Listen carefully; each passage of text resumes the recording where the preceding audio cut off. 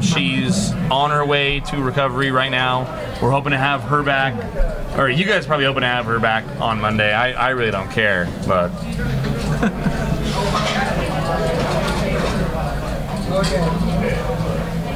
Looks like might be experiencing a technical difficulty. I don't know if you guys are seeing the same thing that we are seeing or not seeing for that matter. Gonna get that worked out. Looks like we're coming back live here. We're back. There we go. So Kyle's under the gun +1. He's got a suited ace. Just gonna squeeze it out here, and does not like the suited ace in early position. That's going to show where, I mean, the difference between a player who plays for a living and an amateur player. Kyle really believes in, position, and, a suited ace, you see a lot of amateurs, will play that in early position, and Kyle just wants nothing to do with it. Matty comes in with his 10-8 suited. Nate's in the hand with King-9 suited. Ace-10-7. Matty checks it over to Nate. Nate's going to put out a little C-bet. That's 40. And it's going to take down the pot. Matty folds middle pair, no hesitation. Power, position, and aggression. Good C-bet with the ace there, pretty dry. Good board to C-bet. So Richard, we haven't really seen him get involved in too many pots since the stream started. He seems to have kind of changed the gear here. We've seen Richard in a couple other streams where he plays a huge range, is really kind of hyper aggressive. And tonight we haven't seen him really get mixed up in much. He hasn't had a whole lot of cards to work with, so to speak, but it really hasn't stopped him in the past. I wonder if he's kind of maybe trying to exploit some of his image here and make players think that he's playing loose and crazy, and then just was kind of waiting for a nut or near nut hand and hope that players haven't taken note that he hasn't really been playing anything tonight, Matty's going to raise here to 35 with his Queen-Jack suited. Nate's going to make the call with an ace out of the cutoff. We'll go heads up. And Nate's going to flop his ace. See if Matty puts out a continuation bet. No. Just pitches the cards. I don't even know if Nate got a bet in there. It was bet 30. I didn't even see the action. Matty checked, Nate bets, and Matty's out of the way.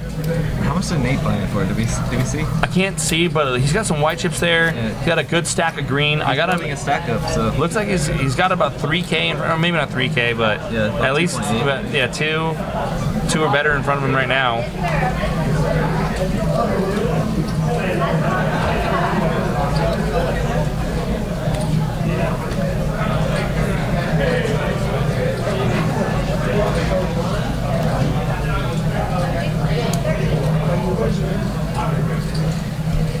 Don't see if there's a straddle on in this hand. No. Looks like Kyle's just in the big blind. Folds over to Nate. We've seen him like any ace. Nate's gonna limp in. Matty limped in as well. Matty limped in again with his 4-5 offsuit. Nate came in with his ace-7, and David makes it 50 to go off the button.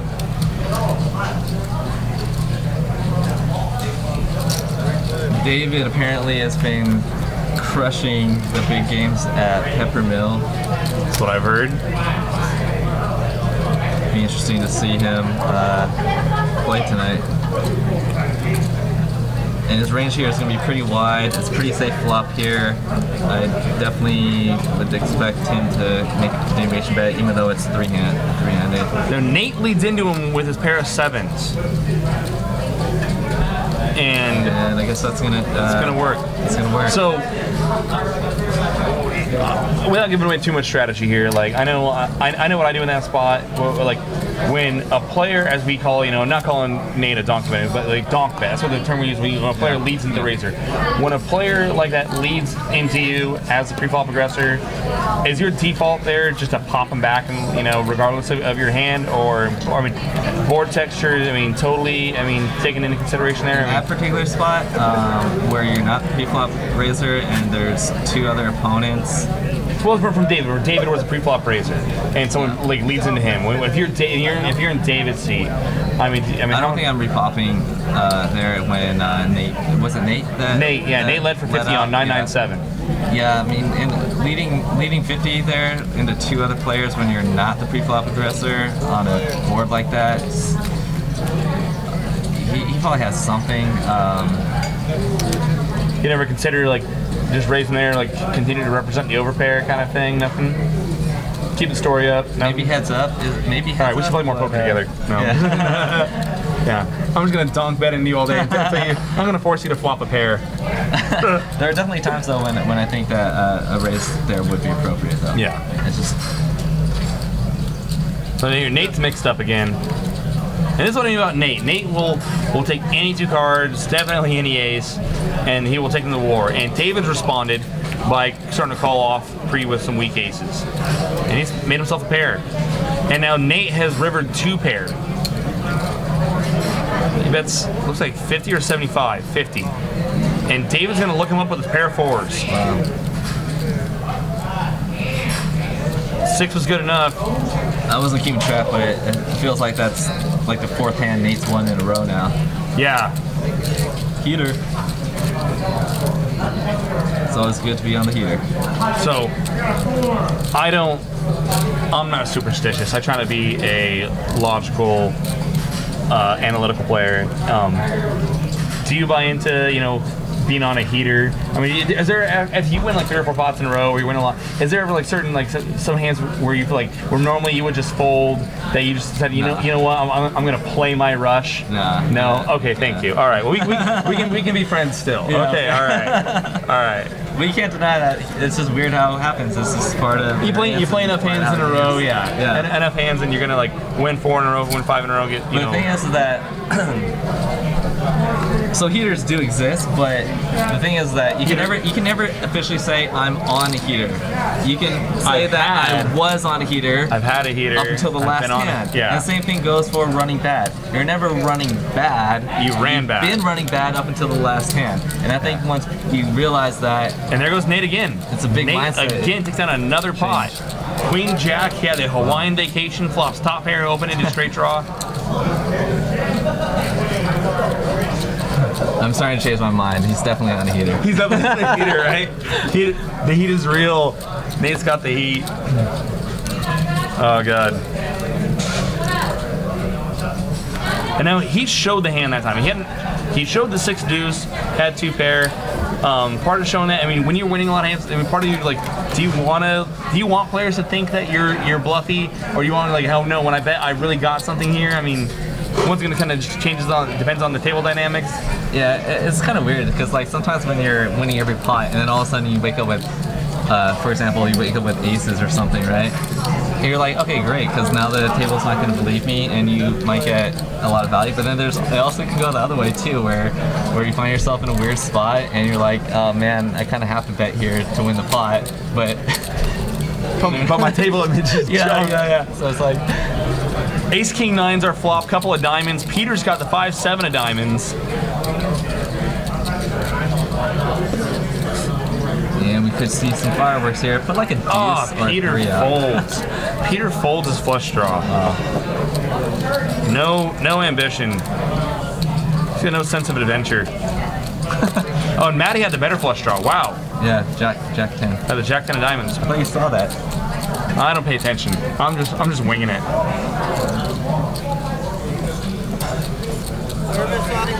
Egg Soda Burp says he was on an 8-month heater for $100K. Well, then what are you doing at home? Why aren't you here? Get in the game. Heaters are nice. There's no denying it. I've pretended to be on a couple heaters before. Yeah, just bludgeoning chips. It works every time to the last time, right? Yeah. So Nate opens up under the gun here. I don't know if that's an open or that's a straddle. I didn't see if he looked or not. And Rich has finally had enough. Rich just said, I didn't come here to fold. So yeah, Nate raises to 40 with his ace-3. And Richard's gonna repop it to 150. And we have no idea what his cards are. Super secret cards. And Nate, ace junked is just. Now I mean- here's the situation. He's been on a heater. He's been on a Let's heater. find out how what his approach is. Is he Nate gonna would- play Nate any would 2 cards? Love to do nothing more than to crack someone's kings here with his raggedy ace. And Richard could just be saying to himself, like we said, look, this guy's been winning every pot. Can he possibly have a hand every single time? I have position on him. I'm just gonna pop it Yeah. up. You never know. And we never will know because And Rich is there. we'll just assume he had like pocket 2s. Yeah, ducks are the nuts.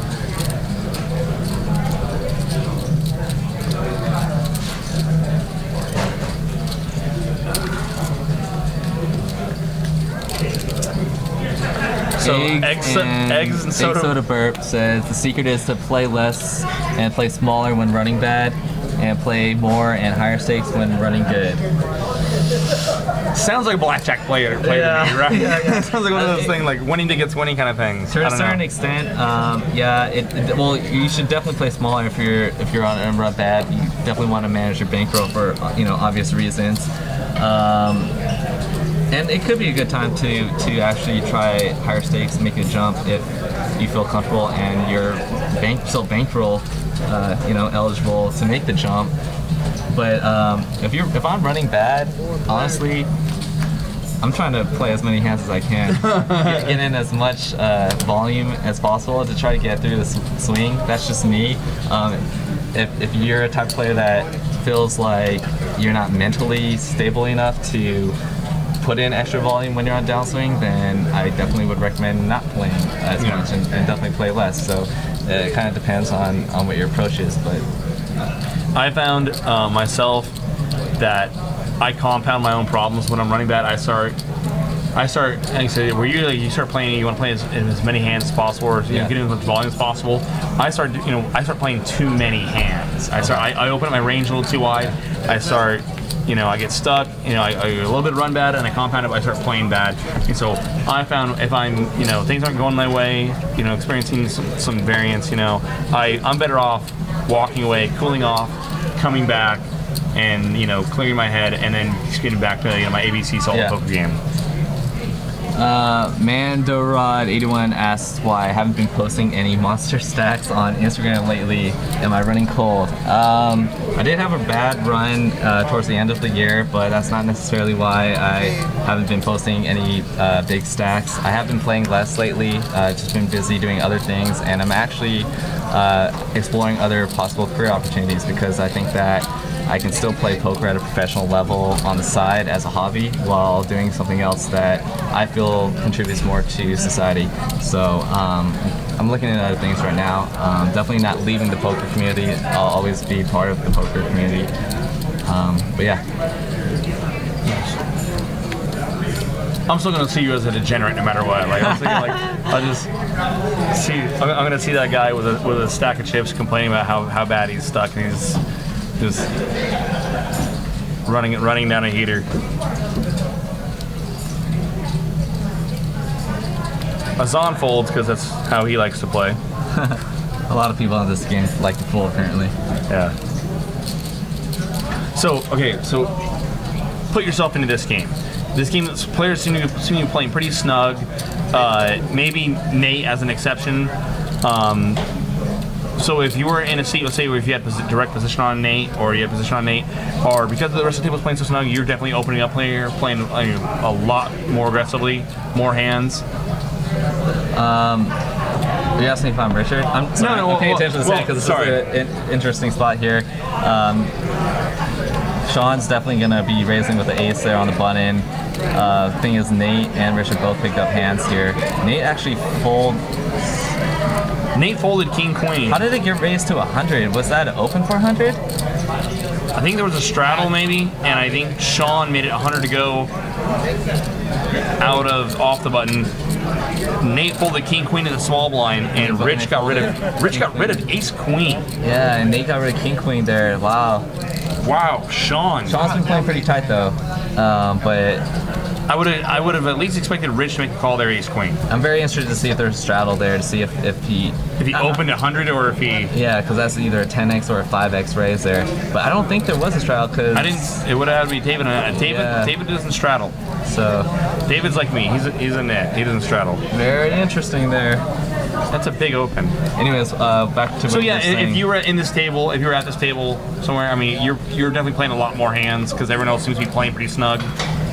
Yeah, I would try to get probably seat 1, get behind the action of Nate and Rich. Although Rich isn't. Rich has been playing pretty snug he's tonight. Yeah. been playing pretty snug. But generally, I like to have the action in front of me, so I know what's going on. Obvious reasons. It would be tough though having Azan and Kyle G To your left. to my left, but they've been playing pretty tight. They don't seem to be getting out of hand too much, so.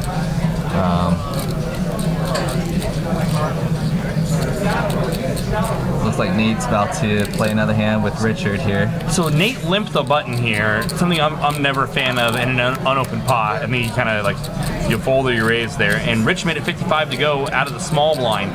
Nate has flopped himself a nut flush draw with his ace-8 of spades. Can't see what Richard has still. He's gonna c-bet it out. Nate makes a quick call. And Nate turns the nuts and adds a straight flush draw to go with it, as if it wasn't enough. And Rich is going to keep hammering. Oh, and Nate's agonizing. Oh, God, what do you do? Oh, God, what do you do with the nuts?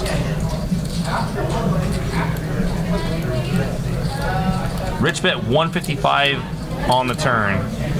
Nate has the stone cold nuts. And to me, this is always a little bit of a giveaway. When a player shows like, oh God, oh, how do you do it?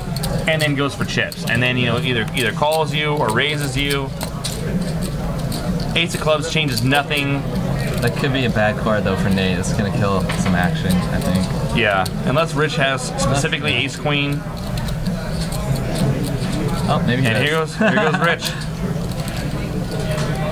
Rich. Rich might have the 3-6 of spades here. I'm sorry, the 4-6 of spades. That'd be sick. That'd be gross. It would be gross. He doesn't, of course, but yes, it's not the nuts. We just get 4-6 of spades. We know that. Or Nate's gonna think about how much. These guys are both actually pretty deep. They're real 1 deep. and 2 biggest stacks at the table, so we got a little deep stack action going here, and 400. Nate's got to figure out how much he can extract. Not a big raise. That more than that. I think. Yeah, right? Oh, it's going to make 14 to 16 somewhere in that window. Makes it, he just clicks back. Makes it 800. It evidently wouldn't have mattered anyway. Rich makes a pretty quick fold.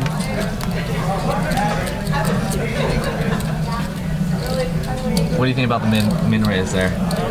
I hate it. I hate the min raise. It's Yeah, like, I just think they're so obvious. yeah, right? Yeah. It's like, I don't like if your opponent's got a hand he's gonna call you with, he's gonna call more than that. Yeah. Unless you have a specific read on your opponent where he perceives that as weak, or he thinks that you're bluffy, and maybe that was someone. So hard to bluff with the min raise. though. And so unless you really think that that's going to induce a re-raise from your opponent, I hate the min raise there. I'd rather I'd rather overbet maybe. Oh yeah, maybe overbetting a polarized bet there, kind of make it go big or go home, to make it look a little bit bluffy.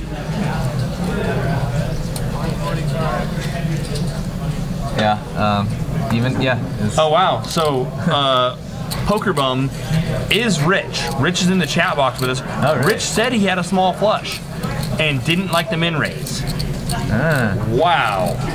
That's what we're talking about. See, I think an overbet there would have potentially worked out great. It there. looks- makes it super polarizing, and yeah, If he makes like 2K something, or 1600 at the worst, get or max value there. Yeah. for sure. Rich says that he had a small flush there. That's a super laydown. And Rich says against Nate any day. Well, good fold. And thank you, Rich, for not giving us any spoilers. We appreciate that. Wow. Wow. That's a heck of a laydown. I wonder if he had the straight flush draw on it with the 4 spades. Yeah, something like a.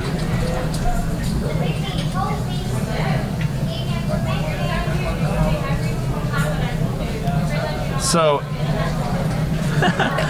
Eggs and Soda Burp says that this is Nate. So evidently, Eggs and Soda Burp in the chat box says that he's Nate.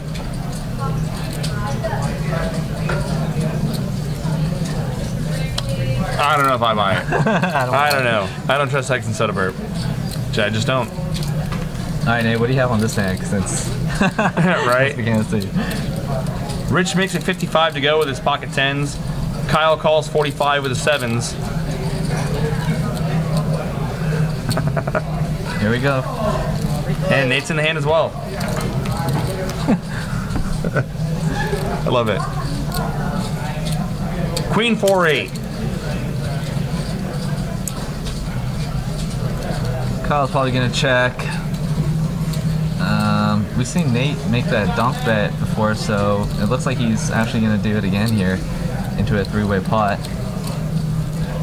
Could have the 8, like, I mean, with his range, he could have like ace 8, even king 8.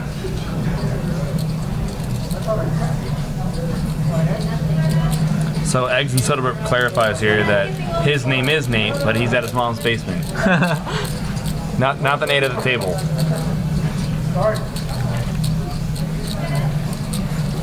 So Rich makes it 2 1/4. That's a great raise there. Wait, what happened? So Nate led, Rich had pocket Rich. 10s, and on Queen 8-4, Rich popped it. It's because Rich is listening to us about the donk bet earlier. Oh god, we're tuning up Rich's game. Oh no. And for those of you just wondering, there is a delay of 25 minutes. So. Yeah, we're on a 25-minute delay, so don't worry. The game is safe. It's secure.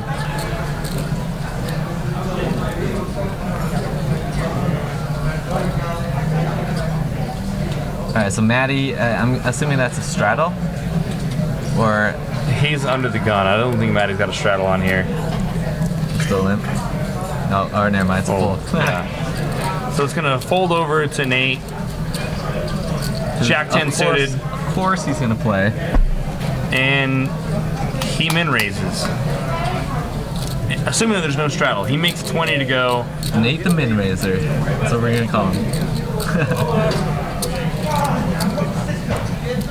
Kyle will complete his small blind. Handsome George, he should be completing his big blind For here. sure. And these gentlemen should be having a 3-way.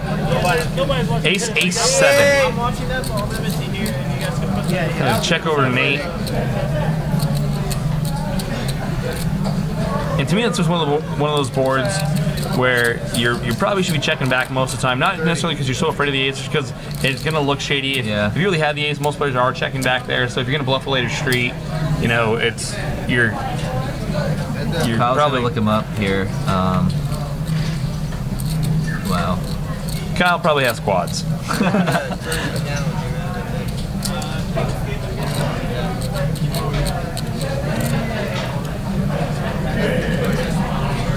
Kyle's got quads or a club draw. Nate fires again. God bless his soul. He's looking away from the table too. Is that a potential tell? Could be. Now I found players oftentimes that pretend to be disinterested in the game are oftentimes really strong there. Yeah. So, hey, That's maybe what Mike Cairo says in his book too. yes, he does. And But Kyle's got something. He could have like 8s. 8s, 9s, 10s. Kyle made it 180 to go, and takes it down. Oh, Kyle raised there. Kyle raised, check raise left turn.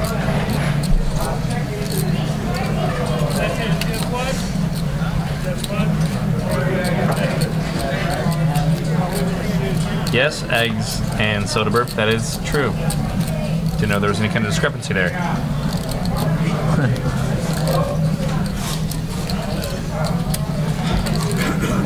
So yeah, we didn't get to see Kyle's cards there, but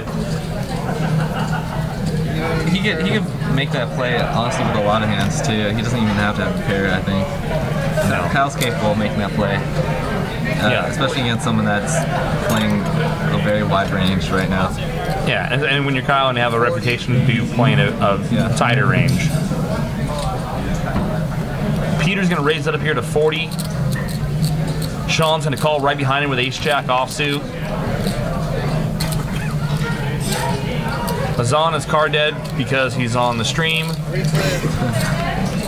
And Uncle Matty is going to come out with the queen deuce suited. See a flop as well. 7-6-8, couple of clubs. As far as we can see, no one's got much of anything here. Peter was a pre-flop aggressor. See what Peter does here. He checks over to Sean, and Sean fires out with his ace-jack. Peter checks. And fold, and Sean's ace-jack is good. 2 overcards and a lot of aggression. Yep. Especially against a player like Pete, whose range is so polarized when he checks after that flop. Yeah. I think it's He's got mostly nothing most of the time. yeah.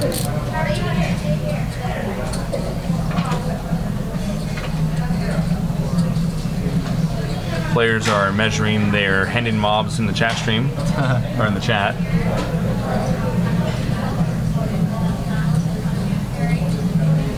So yeah, Kyle, we've had you here a couple times. You've never actually been, I think, played in the stream itself, but you've been in some of the side games. Yeah. Been running pretty bad. It's the worst. It's the worst. But the action's been good here. Yeah, it has been for the most part. Yeah. Yeah, definitely. it's been real good. This is definitely an awesome experience that we have here in Northern California, and definitely encourage a lot of players to come out here and check it Yeah. out. And the food's great here too. Oh yeah, absolutely. It's a great environment. And I like how the poker room is also cut off from the gaming room and everything too. So it's No smoke. no smoke. It's just a really nice card room. Yeah. If you guys have time, it's on the way to Tahoe or Reno. So if you guys are going up there, it's Or if you're coming from the other way, it's on your way to the Bay. I mean, it's Yeah. it's for those of you who haven't played here, you really are missing out. Nate's gonna min raise again. He's gonna make it 20 to go with ace-8 suited.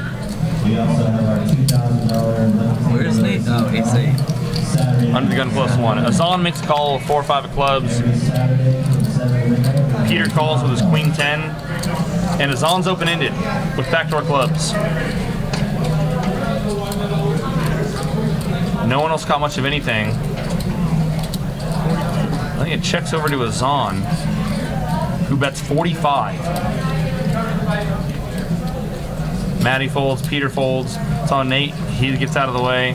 And Azan, who's played a whole one hand tonight, takes it down. He might have played more than that.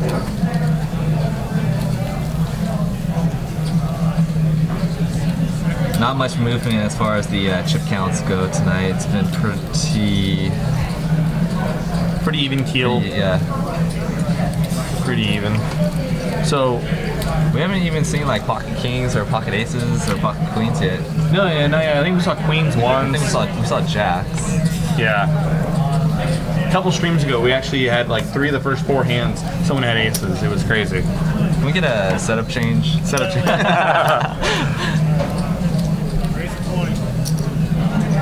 I'm a little bit disappointed that Veronica has not been in the chat box trolling us tonight. What's up, Wabrai? She's probably polishing that pole of hers. Polishing it. Absolutely. So Nate, who's under the gun, I don't know if that's a straddle or not. I think it is. I think it's a $20 straddle from Nate with a queen deuce, and Rich makes it 60 to go right behind him with a Hawaiian Vacations, we like to call it, queen jack offsuit. And Handsome George is just going to call with ace king. Peter's going to make the call as well as pocket threes.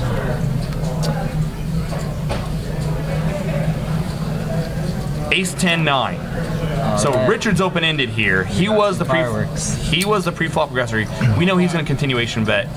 Handsome George here, I'm imagining, is going to put in some kind of a raise. Yeah, I would. It's pretty wet, somewhat of a wet flop with the 9-10 of spades, and it's very likely that your opponent could also have an ace there, and you can extract some value. So Here's what I found interesting about this hand in particular versus Rich, or I'm sorry, not Rich, but Handsome George makes it 3:30 to go. Rich is going to make the call. 7 of diamonds. Doesn't change anything. I'm going to imagine Handsome George is going to spend somewhere around 500-600 here. yeah, There's 870 in the pot. And Handsome George checks back. Gonna give away a card. 10 pairs. You can't win unless you bet, Rich. But So what do you think Richard's thinking right now? I mean, does he check ace king? Does his opponent check Well, ace king here's there? if we go back to the last stream, Handsome George was a player, or 2 streams ago, Handsome George is a player who did not raise with his open-ended straight flush draw. And so I gotta imagine that Rich is aware of that and knows that Rich isn't raising him with many flush draws and or straight draws on the flop. He's got to have 2 pair or better, or ace king is his worst hand there, I think, for raising the flop. And so there's really not a whole lot that Rich can do there when he doesn't get there. At that point, Richard's just got to be, unfortunately, probably be content to just check fold there. If he really, I guess he could try to rep a 10 and really barrel hard. Yeah. But I think it's just really gonna be hard.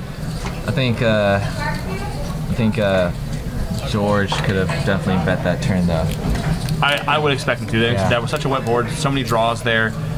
And if your opponent's got an ace, He's calling he's you. calling you. Yeah, I think too, so he's got to have something there. if your opponent's got a draw, you're letting him get there for cheap potentially. And if you got a better hand, you're losing value probably. Yeah. I'm really surprised to see Rich check back that turn. Kyle's got pocket jacks. He's gonna make it 50 to go. Rich calls with king queen offsuit. We'll go heads up.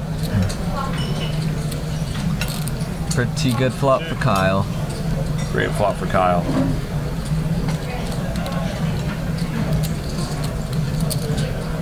Rich checks and Kyle's gonna follow through with looks like 85. Shows a pair. The fish hooks. Shows the fish hook. Went fishing. Didn't hook anything. So we got Poker Pro Eric in the chat. What's up, Eric? Eric Eichmann. Yep. Thank you. Thank you. Oh wow. they are needling themselves in the chat.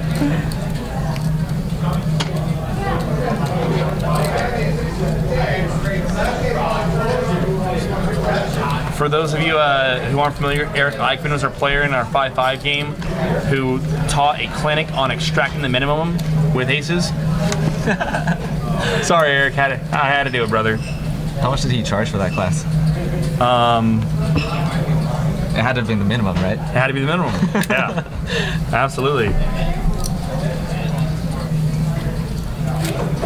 All right, what do we have going on this hand? Not much. Just a bunch of... Not a lot of playable hands around the table right now.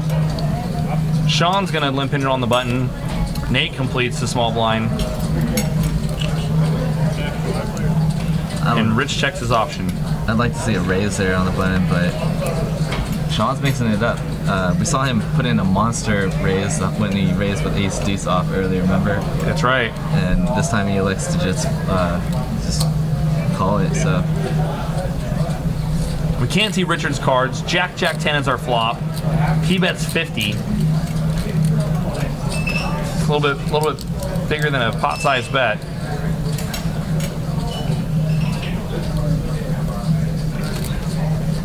And it's going to be good to take down the pot.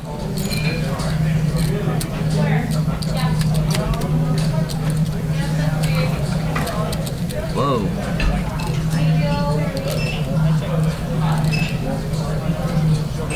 Oh, man. Kathy Stahl in our chat box says that she had a front row seat for that one.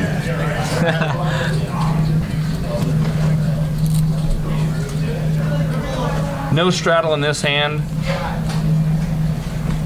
I believe Rich is on the button.